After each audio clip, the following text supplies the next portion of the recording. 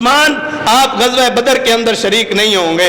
عثمان رونے لگ پڑے، اللہ کے پیغمبر جی میں غزوہ بدر کے اندر شریک نہیں ہوں گا۔ فرمایا ہاں عثمان آپ غزوہ بدر کے اندر شریک نہیں ہوں گے۔ فرمایا میری بیٹی حضرت رقیہ رضی اللہ تعالی عنہ بیمار ہیں، خسرے کی بیماری کی وجہ سے یہ بہت زیادہ بیمار تھی۔ فرمایا آپ اس کا خیال رکھنا، آپ بدر کے اندر نہیں ہوں گے، لیکن جس طرح بدر میں شریک ہونے والوں کو اجر اور ثواب اللہ دے گا، جس طرح بدر میں شریک ہونے والوں کا حصہ مال غنیمت میں سے ہے، ویسے ہی اللہ آپ اگر بدر کے میدان کے اندر موجود نہیں، آپ مدینہ کے اندر موجود ہیں، اپنی بیوی کی خدمت کر رہے ہیں، میری بیٹی کی خدمت کر رہے ہیں، اگرچہ آپ غزوہ بدر کے اندر جا کے شرکت نہیں کی، عثمان تو وہ بندہ ہے اللہ نے آسمان سے آرڈیننس جاری کی ہے، اگر عثمان مدینہ کے اندر ہو، وہاں پہ ابوبکر و عمر حضرت صحابہ کرام سارے بدر کے اندر جا کے جہاد کر رہے ہو اور آپ یہاں پہ مدینہ کے اندر موجود ہو، جس طرح اللہ ان کو جہاد کا ثواب وہاں پر عطا کرے گا،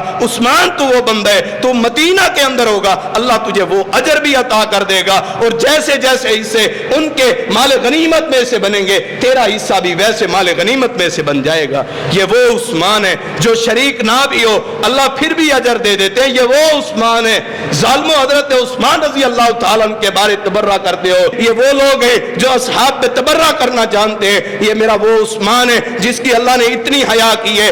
اب حضرت رقیہ رضی اللہ تعالی عنہا کے لیے، ان کی حفاظت کے لیے، ان کی دیکھ بھال کے لیے حضرت عثمان غزوہ بدر کے اندر شریک نہ ہوئے، بلکہ مدینہ کے اندر ہی موجود ہیں۔ بیماری بڑھتی گئی، تکلیف بڑھتی گئی، حضرت ام رقیہ رضی اللہ تعالی عنہ رو رہی ہیں اور کہتی ہیں عثمان جا کے مدینہ کے گلیوں کے اندر جا کے تو دیکھو کہ کہیں میرے بابا نہ آ رہے ہوں، مجھے محسوس ایسے ہوتا ہے کہ جس طرح یہ میری زندگی کے آخری لمحات ہیں، میرے بابا کو جا کر تو دیکھ کے آؤ۔ اب حضرت عثمان حیا کا پیکر عثمان، یہ دل کا نرم رقیق القلب میرا عثمان، آنکھوں سے آنسو بہاتے ہوئے مدینہ سے باہر نکل کے گلیوں کے اندر کھڑا ہو کے دیکھتے ہیں کہ اللہ کے پیغمبر نہیں آ رہے، بات آ کے بتائی کہ اللہ کے پیغمبر نہیں آ رہے، تو بات بتاتے ہوئے تو حضرت ام رقیہ رضی اللہ تعالی عنہا اللہ کے پیغمبر صلی اللہ علیہ وآلہ وسلم کی بیٹی فوت ہو جاتی ہے، انا للہ و انا الیہ راجعون، یہ وفات ہوئی، حضرت عثمان رونے لگ پڑے،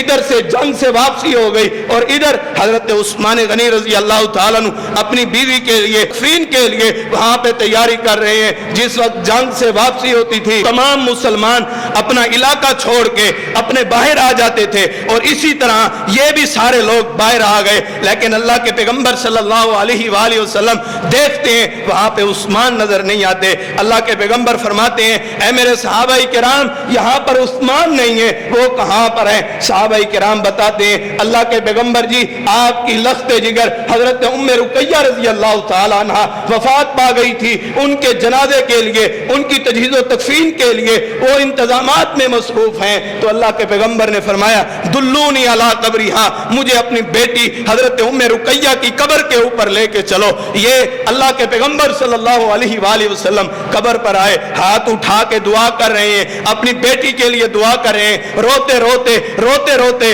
چہرہ بھی سرخ ہو گئے، داڑھی بھی تار ہو گئی ہے، اور دعا کر کے واپس چلے گئے۔ اب حضرت عثمان رضی اللہ تعالیٰ عنہ اللہ کے پیغمبر کے سامنے آتے ہیں، سر کو جھکا لیتے ہیں، ہمیشہ آنکھوں سے آنسو ہی جاری ہیں۔ اللہ کے پیغمبر فرماتے ہیں اے عثمان آپ سر جھکا کر کیوں چلتے ہیں، آپ اپنی آنکھوں سے اتنے آنسو کیوں بہاتے ہیں؟ اللہ کے پیغمبر جی اور رشتے بھی مل جائیں گے، رشتہ داری بھی ہو جائے گی، میرے پاس مال بھی موجود ہے، حسب نسب بھی سب کچھ موجود ہے، لیکن جو دمادیت والا رشتہ، جو دماد رسول والا رشتہ جو میرے پاس تھا وہ مجھ سے چھن گئے۔ اب مجھے کوئی بھی نہیں کہے گا، اب مجھے لوگ نہیں کہیں گے یہ دماد رسول جا رہا ہے، پہلے مجھے لوگ یہ کہتے تھے کہ یہ دماد رسول جا رہے ہیں، آج کے بعد مجھے لوگ دماد رسول کے نام سے نہیں پکاریں گے۔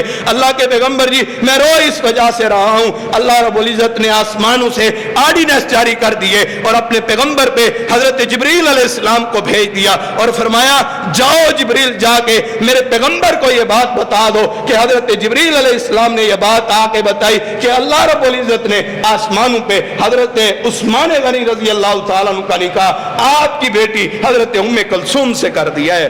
یہ وہ عثمان ہے، یہ وہ عثمان ہے، ایسا شرف दुनिया के अंदर जिस जमीन के ऊपर किसी को नहीं मिला, किसी बंदे को नहीं मिला कि एक नबी की दो बेटियां हो तो एक बंदे के रिश्ते के अंदर आ जाए, उनकी बीवियां बन जाए, ऐसा नहीं हुआ। सिर्फ वो वाहिद उस्मान है। इस फजीलत के अंदर अकेला मेरा उस्मान है। फिर क्यों तबर्रा करते हैं? जिसको अल्लाह के पैगंबर सल्लल्लाहु अलैहि वसल्लम ने अपनी बेटियां दी हैं तो शादी हुई। इस तरह बात चलते चलते हजरत उम्मे कुलसूम रजी अल्लाह तआला अन्हा की भी तबीयत काफी सारी खराब हो गई। 6 साल तक इकट्ठे रह गए। 9 हिजरी को इनकी वफात हो रही है। 6 साल के अरसे में इकट्ठे रहे। फिर जिस वक्त 6 साल का अरसा गुजरते हुए हजरत उम्मे कुलसूम रजी अल्लाह तआला अन्हा अल्लाह को प्यारी हो गई। अल्लाह के पैगंबर सल्लल्लाहु अलैहि वसल्लम आए और आपकी बेटी कहती है बाबा जान दुआ करें अल्लाह ताला मेरी आखिरत अच्छी कर दे। कौन इतनी प्यारी बेटी के लिए उसकी मौत की दुआ करे? अल्लाह के पैगंबर कहते हैं दुआ करते हैं ऐ अल्लाह मेरी बेटी को शिफा याब कर दे, मेरी बेटी से इस तकलीफ को दूर कर दे। क्या पता ये अल्लाह के हुक्म है। और इधर से हजरत उम्मे कुलसूम रजी अल्लाह तआला अन्हा भी वफात पा जाती हैं। इन्ना लिल्लाहि व इन्ना इलैहि राजिऊन। अल्लाह के पैगंबर सल्लल्लाहु अलैहि वसल्लम ने इनकी तजहीज़ व तकफीन की खुद जिम्मेदारी उठाई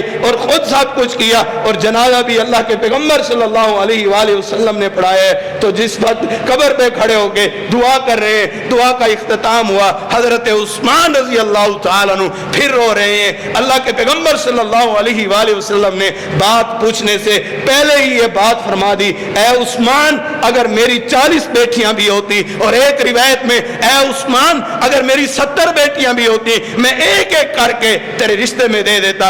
अब उस्मान मेरे पास बेटी मौजूद नहीं है। ये वो उस्मान है, ये अल्लाह के पैगंबर की चाहत है। अगर मेरी और भी बेटी होती वो भी उस्मान मैं तेरे लिए कुर्बान कर देता।